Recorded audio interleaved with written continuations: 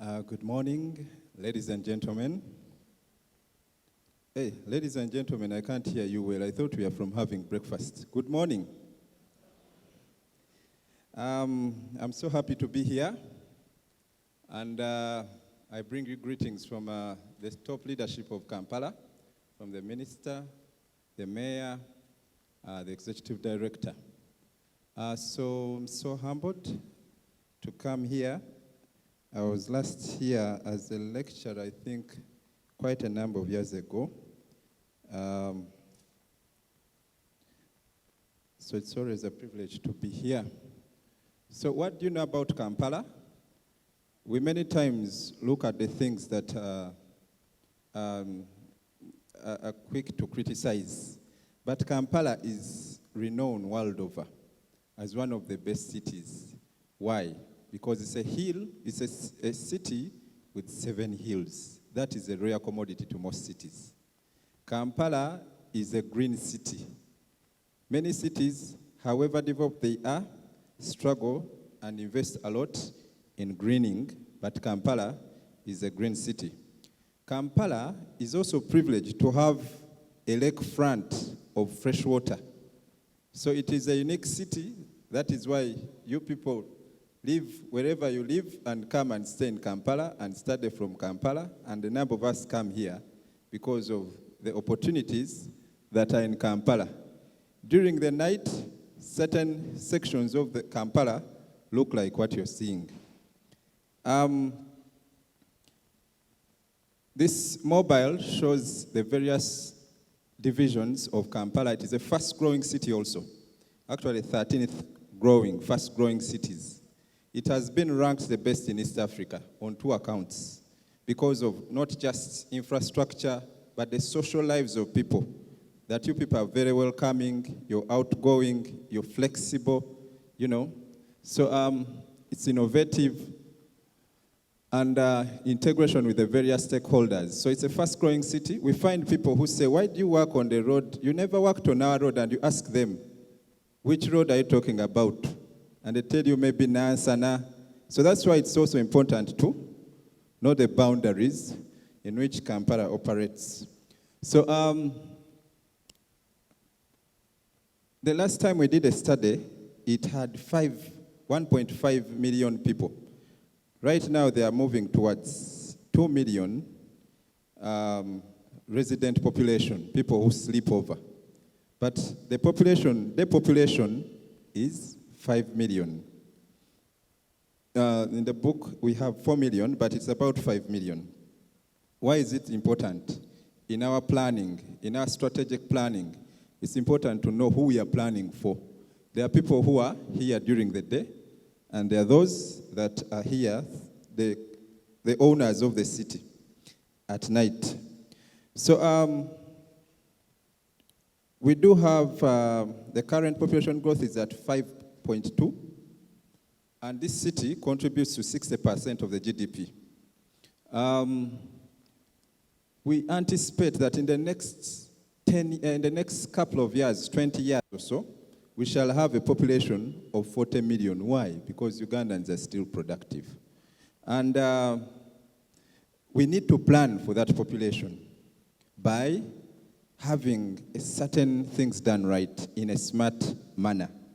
So we need to be smart, and that actually drives our vision. To be a vibrant, attractive, and a sustainable city. Have you ever wondered why KCCA is always in the news, whether for the good reason or for the bad reason? Because it is attractive, it's vibrant.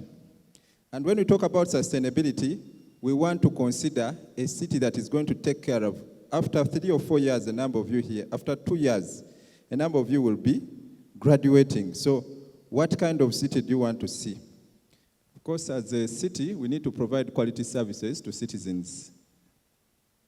Those are our core values. When you look at these core values, they're not arranged in a manner we want them to be, but it's actually East City. And that has a connotation on our smart city strategy.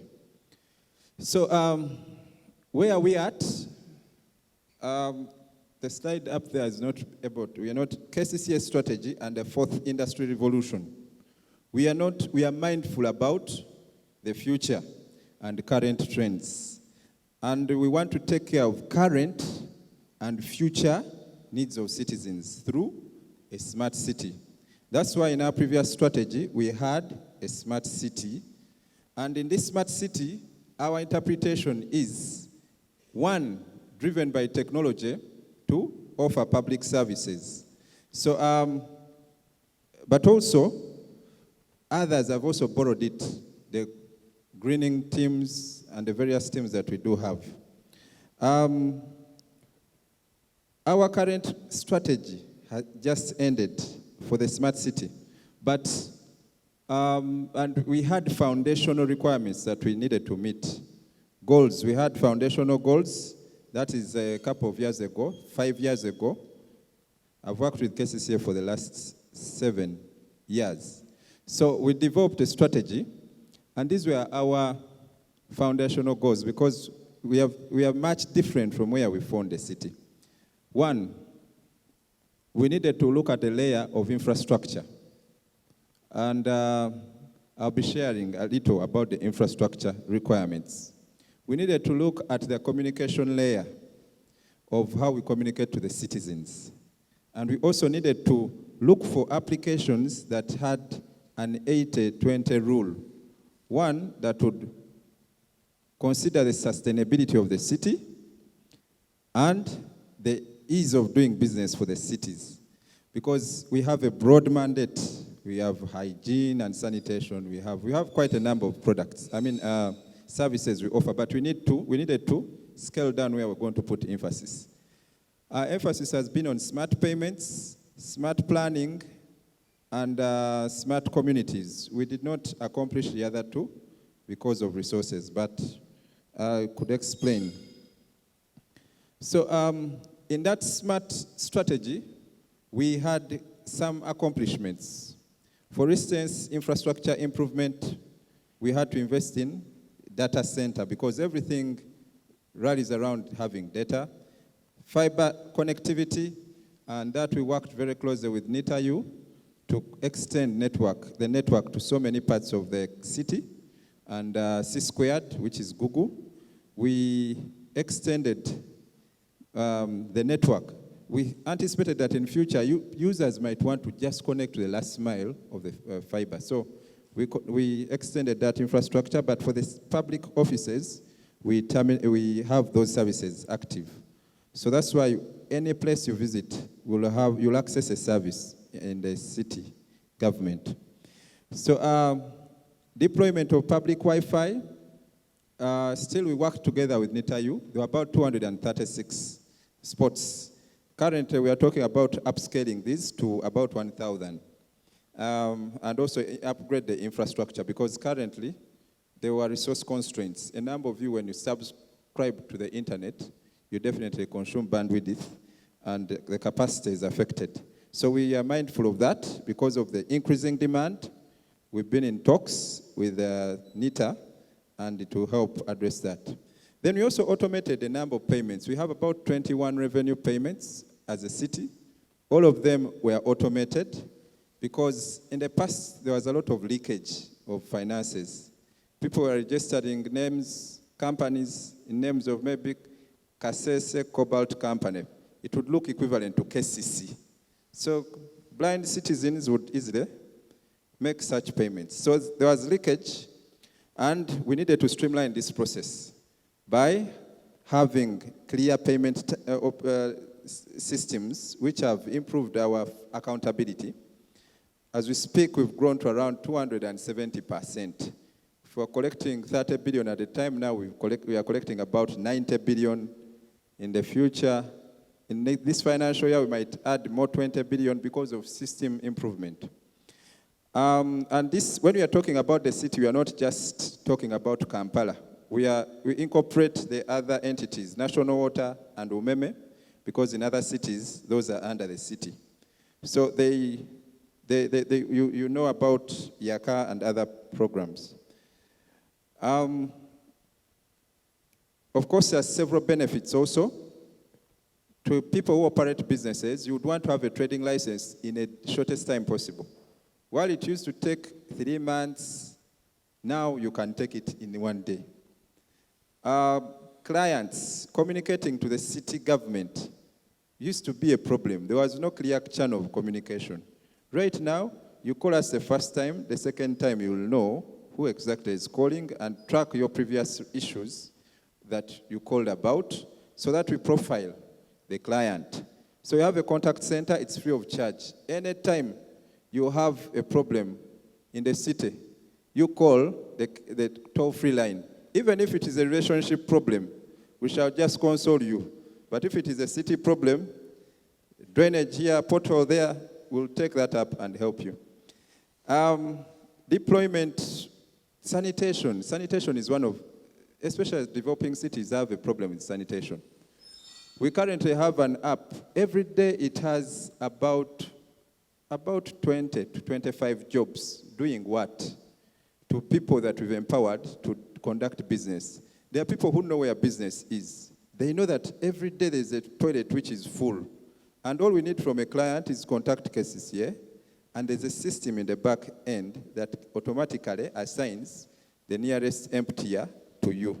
We are scaling that up to cater for the waste public waste. We had some policy issues, but we've resolved.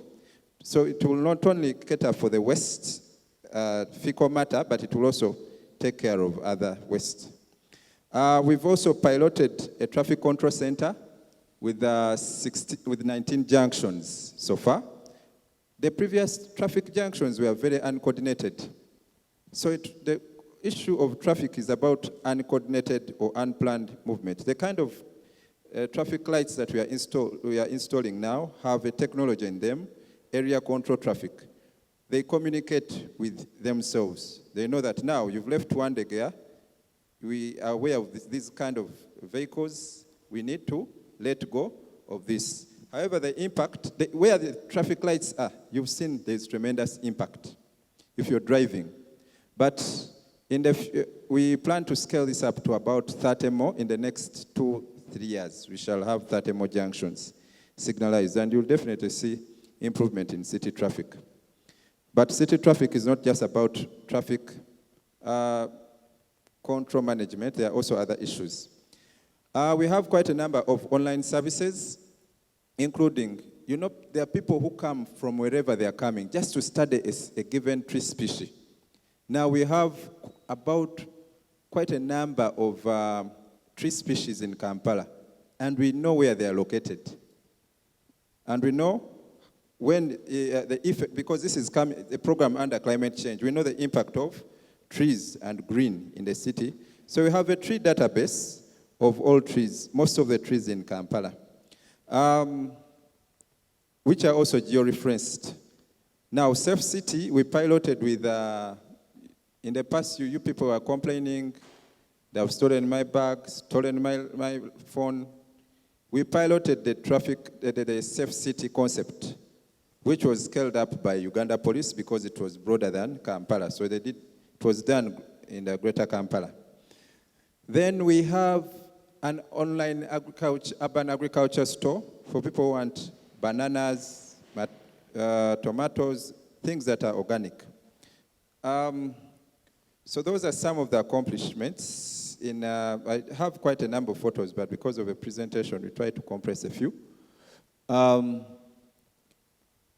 That's, for instance, a traffic control center. It gives you live updates of what is happening at every junction, signaling, informing us of the status of each traffic section. We also have ongoing projects. We've been addressing the city. Now, you cannot, in the fourth industrial revolution we are talking about, it is important to know what you're dealing with. We've been carrying out a city database, detailed to 5 centimeters, about every property in the city. As we speak, we so far have it done. At least we know what this building is, what is in this building, the area control, where the toilets are, where everything is in the building. and we know the surface area and the value of this building. We now have that data. Why do we need that data? It is for so many reasons. Planning, revenue generation, hygiene, regulation, and navigation, and so many other things, city addressing. So we are going to assign, we already have digital signatures for all these buildings and house numbered. We want to avail it in a simple manner in which you would have it. So that also has smart properties. Citizen participation is an ongoing project, and smart lighting. In the past, we used to have lights. We used to have a team moving around to switch off switchboards of various lights in the city. But with the installation of so many other lights in the city, that was of course, not meeting the current trends. Now we want to manage all these lights remotely, and that's what we are doing for the new lights. We can switch them off, the auto switch, on and off, so saving a lot of money that can be used for other things. Now, what is KCCA's approach to KCCA's 4IR approach towards smart city? One, I've talked about a number of these, enhancing technology to improvement of infrastructure. And those are some of the initiatives that we are considering.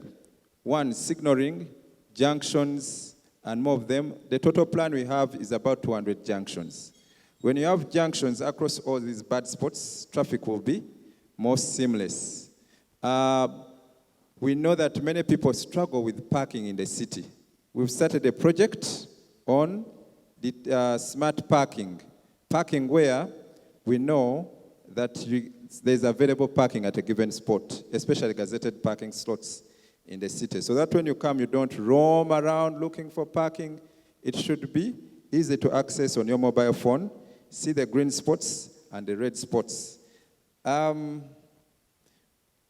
Capacity bandwidth, definitely this is still working. We've done a lot in this area. We have various points, what we call point-to-multi-point networks, to help with communication between agencies. And this we thank UCC for supporting us. Also in the field of traffic, UCC actually supports us with frequency that we distribute to the traffic wardens to communicate about the status of traffic in the city. Our other approach is, of course, supporting innovation and tech skills development. How do we do this? Partnering with people who are willing to work with us. We know that the students are very innovative. They can take high risks. They can take the burden of high licenses against, or they are very good at innovation. So we've been working with some students. There's one who came and said we can popularize the tourist spots in Kampala. We worked with them. And he had a model of financial earning, which has helped him yield a lot of revenue. You know, you normally see the city bus. It is powered also by what that gentleman did. So we've had innovation challenges. Last year we had one, and we want to work with the Ministry of ICT because it has a bigger fund for this. So if you have an innovation as a group, feel free to present it to the city authority. We want to be as flexible as possible. And of course, we have collaboration with academia. We already have an MOU with Makerere on research projects, and we are working together on some projects, especially with the College of Computing. So then the other approach we are having is enhancing technology use in improvement of infrastructure. This one we've finished. So what niche or what opportunities are we using towards a smart city? One, we've done mobile banking. That one we've discussed. Big data. The reason we are collecting all this data is to avail it for people who need it. There are people who know how to extract the value for data. When we worked with Google when we first came, we worked with Google to generate a street view. For people who are navigating Kampala, the reason why you have seemingly accurate information is because of what? The integration we had with Google. Drones. If we are talking about fourth industrial revolution, in the past we were sending our physical planning enforcement officers to come and see if someone is complying with the building regulation. As we speak now, we had to adopt another form of technology to verify field-related physical development. We have drones that we fly to verify certain fields, and we have some images that we could avail in case you're interested. Smart lighting, I just talked about it.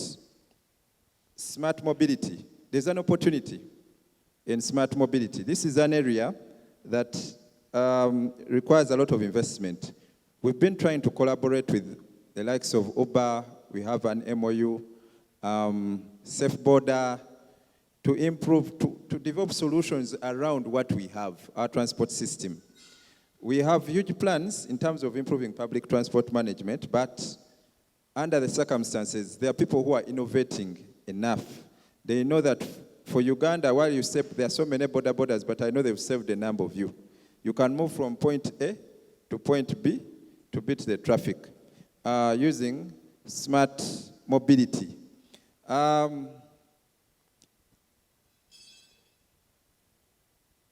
Navigation, I've already talked about this. We also harness relationships we have with various networks in order to improve the fourth industrial revolution. There are cities that have been there before us. They've done this. You don't have to reinvent the wheel. The Koreans are known for being the most innovative people. In 1950, the Koreans were struggling with poverty. They were struggling with resources. They do not have any natural resource. They do not have anything to be proud of. The weather, the soil is not usable. Growing food in Korea is such a problem. Now, when they realized they had no fallback plan, they said we need to scratch our brains, think deeper. Let's go in the field of innovation. And I think they produce quite a number of electronics that most of you have. So we do partner with a number of these cities, and we follow given modules that they do have. You cannot be an island. Of course, we work with the Africans are also waking up. We have a network in African cities that is planning for the future so that we develop together. And of course, local partners, as indicated. Do we have plans in future? Yes, we've been trying to give you what we've done and accomplished, what we are doing now. For instance, some of the solutions I've talked about are ready. The next stage we are going into is sensitization of users, how to use them, this development control, navigation of house numbers and properties in the city. But we have others that are planned. And of course, we've been having issues with our sister agencies, especially on permits we give to people who excavate the roads.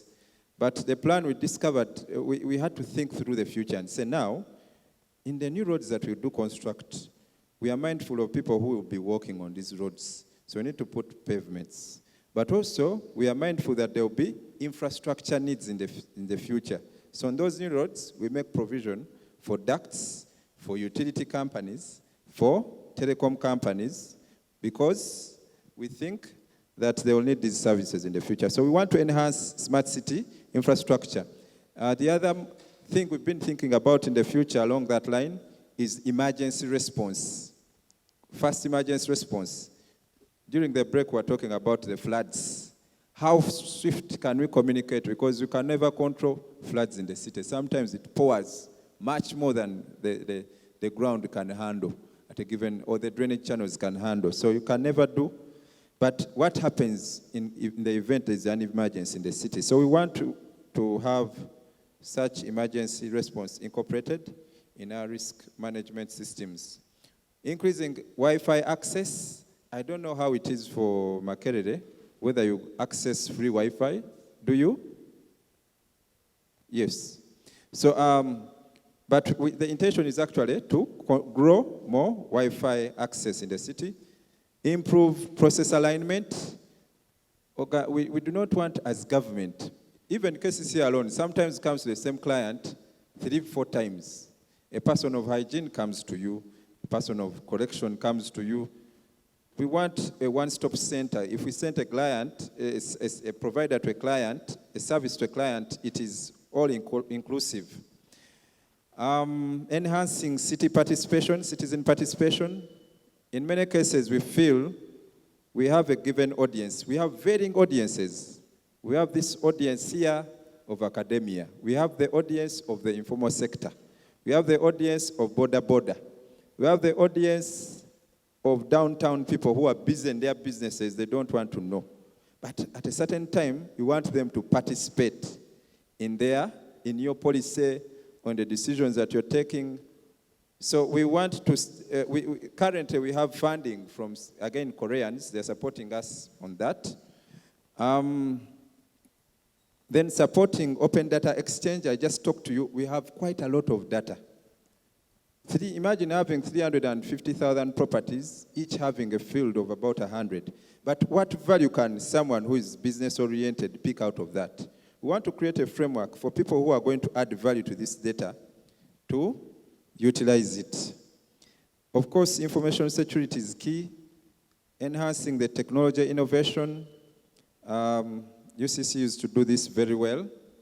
We would want to also work with people. When we talk about innovation now, we don't want to only talk about information technology innovation. But there could be an innovation that you can come up with that improves the process in the city. And of course, I know speakers like my brother Noah was talking about blockchain technology.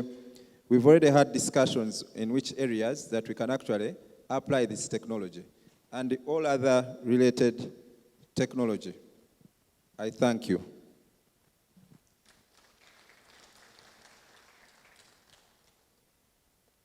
Thank you very much, Mr. Martin Sekajja.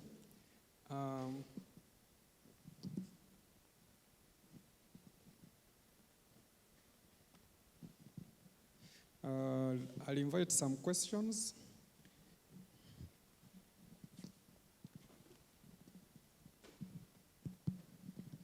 Thank you, Mr. Sekajja. My name is Rebecca. I work with UCC. That was quite an enlightening presentation. Thank you. However, I didn't see you mention anything about energy, the dependency of the sustainability of a smart city is very dependent on the reliability of energy and power. So I don't know what plan KCCA has to improve reliability and availability of power. If you could enlighten me and the rest of the members, if there are any plans. Thank you. Thank you, Rebecca. Allow me, because I don't have anywhere to write, to respond to questions as they come in. A plan for power. It was not incorporated in here, but in that field, as you're aware, we work, that's an area that is mainly for umeme, but for the city, we are trying a project on waste to energy to contribute to the grid of power so that we can generate more power. However, sustainability, we've tried a model in areas that are especially power consuming, like the street lighting. We tried solar as a sustainable model, but we discovered it actually was not, it was more expensive and not so sustainable with most of the street lights. If you look at the street lights at Kabaka and Jagara, street lights along Zambia, And we've gone back to the negotiations with the power regulator. That's why you heard them talk about a 50% deduction for public facilities, because it takes a lot of money to maintain streetlights up. And we I think, happier having better negotiation terms. I don't know if I responded to you somehow.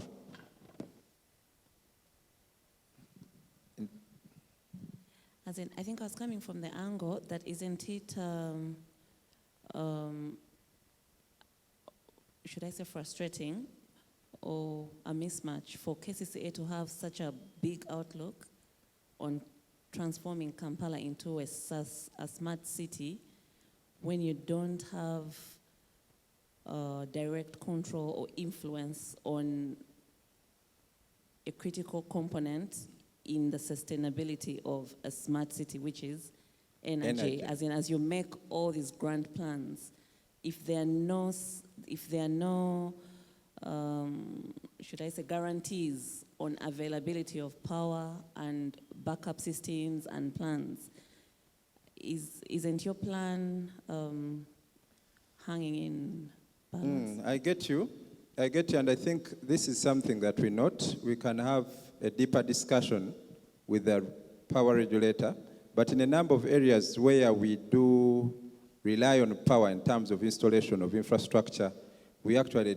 implement power backup options that give us a certain, availability of time, reliability until we restore main power.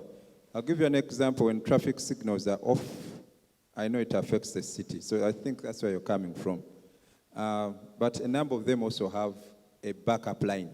So in the negotiations we have with the power, it's not something that I've entirely given consideration, but it's worth noting, putting it in our plan. Thank you.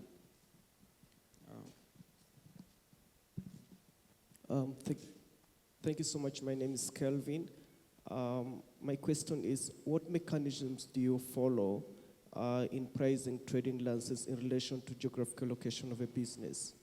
Sorry, I didn't hear well. What mechanisms do you follow, like KCCA follows, in pricing trading licenses in relation to the geographical location of a business? What guidelines do we follow with issuing a license and in a given geographical area? Pricing.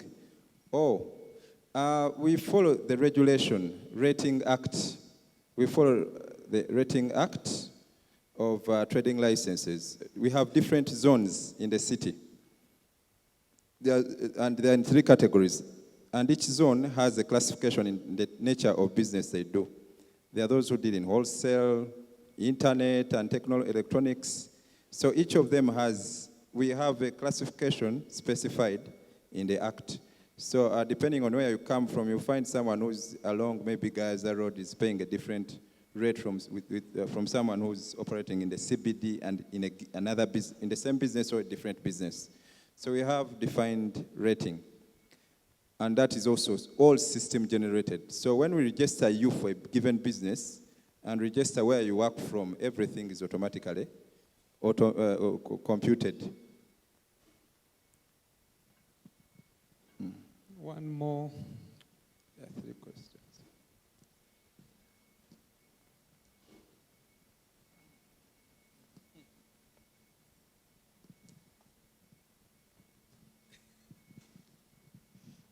Thank you so much. My name is Geoffrey Kasimba, working with Eaton Towers Telecom Company. One, thank you so much for the brief you've taken us through. The work that KCCA is doing is tremendous. First question I wanted to ask, what's the plan that KCCA has for reusing or making good use out of the so much rubbish that we have in the city? Is there any plan, say, getting energy out of rubbish, say, to boost grid that we are using in the city? Just like what she was saying, is there any kind of plan like that? Because we have so much garbage in the city, but we need to feel the good use that KCCA is putting up. Then you talked about using drones. I wanted to know from you, what's the law of drones in the city? We have drones that are working at both personal level and commercial. Say at weddings, people are having drones, and maybe time will come and at a wedding you have more than one drone. Everyone has a drone flying in space. And maybe other companies are also using drones. So do you have any clue on the law regarding drones in the city? Thank you so much. Otherwise, I enjoy the free internet that we once had, but it stopped all of a sudden, thanks to Nita. Okay, thank you. That internet will be back up probably by end of December. The reason is there's an upgrade, I think, that is being done. Waste management plan. One of the biggest costs in the city is waste management. And the nature, we've been able to study the nature of waste we have. A bulk of waste we have is organic, so it is mainly usable for fertilizers. There are other technologies that are able to generate energy out of the nature of waste we have. But it is not yet so clear whether it is, the report we've had, it returns investment. We acquired a waste management treatment plant. As you're aware, we have the old one in Chitezi, which is full to capacity. We extended to another site called Dundu, near Mukono, which is much larger than the one in Chitezi. And we plan to use the Chitezi as a transfer station to the Dundu plant. However, we floated bids for investors in waste, and especially waste to energy. We had a clearance because that requires some clearance from the Ministry of Finance, which has public and private partnership. So we've received all clearances, and it should be out very soon. So, and we have a number of people who have expressed interest. So we're going to translate some waste to energy. The second one, you asked about, what was that? Drones. Civil aviation, I don't know if there's a representative from civil aviation, apart from the professor who was here. Do we have? I saw some captain somewhere. I think he can give us, is better suited to give us a response to that. We are also consumers of these drones, but I clearly understand what you're coming up with. We need to, as a city regulator, we need to find mechanisms of handling these drones. We don't know which one is authentic, which one is not authorized. But as for KCCA, we got approval from civil aviation. So I'll ask my brother to maybe respond to your question.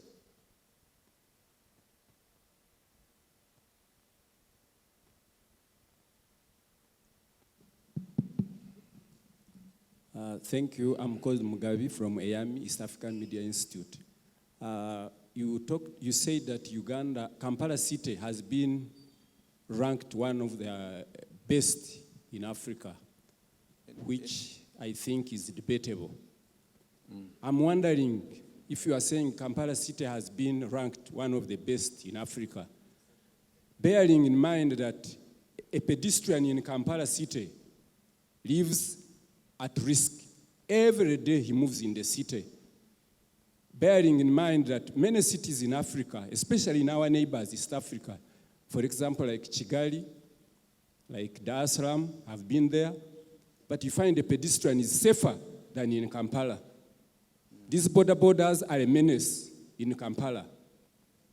The cars themselves are a menace to a pedestrian. I'm wondering how Kampala has become one of the best in Africa. Before you answer this, I also have a question, but I would prefer that probably the other people also ask so that we close the session. Okay. My question is regarding electronic waste. As we make Kampala smarter, is this also being considered? Because electronic waste management is never really mentioned about in KCC fora that I've attended. Let me take the mic to those people. As I respond to the two questions, the first one was Kampala being considered one of the best in Africa.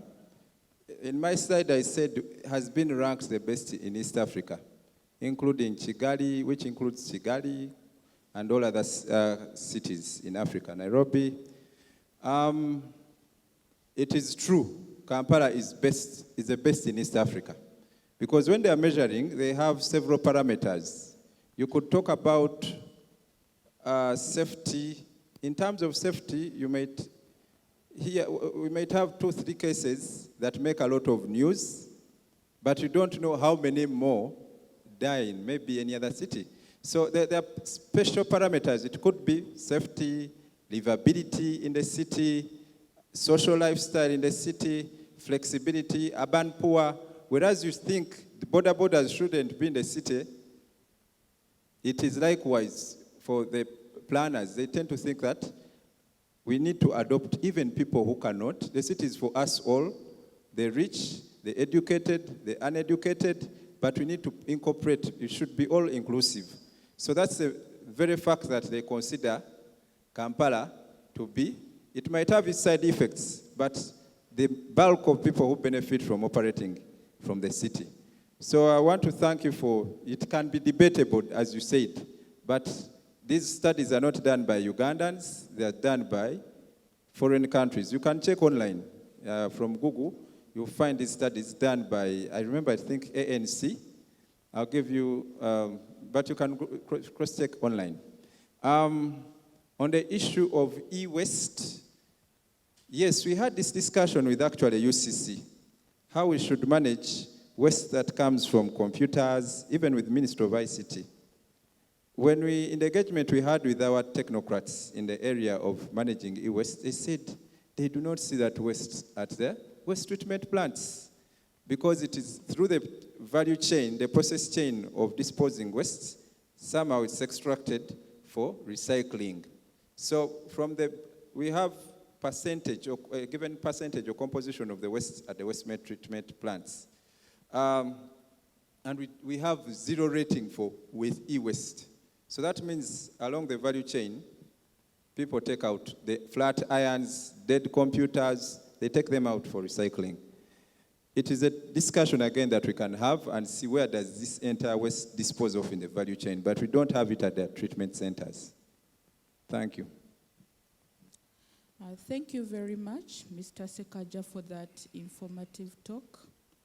Kimba Fiona, you mentioned in your talk that you maintain some databases at KCCA. I would like to know how available those databases are to researchers. I'm asking particularly for AI researchers. I'm particularly interested in a database of the geo-referenced trees, and the one you said has about 300,000 items, because I think 300,000 items could make a good AI project. And if they are available, what is the procedure for a researcher to get them? Thank you. Okay, for the tree information, it's actually online. It's on our web portal. For the property rates for property management, e-property in the city, all you need to do is to express interest. We are at the moment, we are finalizing, we've finished that project. However, we are doing some little bit of data cleanup, which should be done by end of December. So we'll be in position to share, to know which data is shareable for that particular project come 2020. So we'll just express interest by requesting for it. The process is by request. Okay, thank you, Martin, for the wonderful talk. Mine is, I have 2 comments. Darius from C Squared. One on Wi-Fi. I think there are 286 hotspots, right? 236. 236. I think that is good. It's a lot. Then my comment is, I think we are underutilizing them. These things can do a lot more. They can be used for advertising. She talked about like researchers. I don't need to go to the internet. It can be an intranet, a city intranet. I don't need to go to the internet to get the information I need from KCCA. Things like payment, I just need a portal from KCCA. I think we are, and a lot more. They can be used for data collection, analysis, and all that stuff. So I think we need to build a case around them. Yes, yeah. Then the second one is on traffic lights.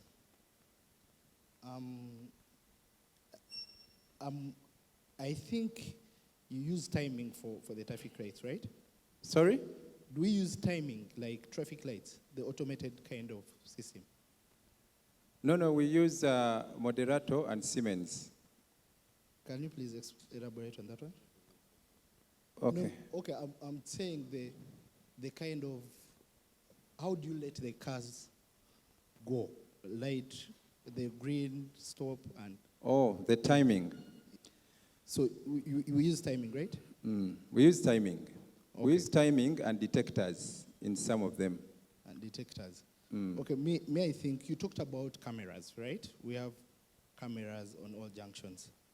So I think we can use, since we have the images, we have the cameras, we can make these traffic lights smarter.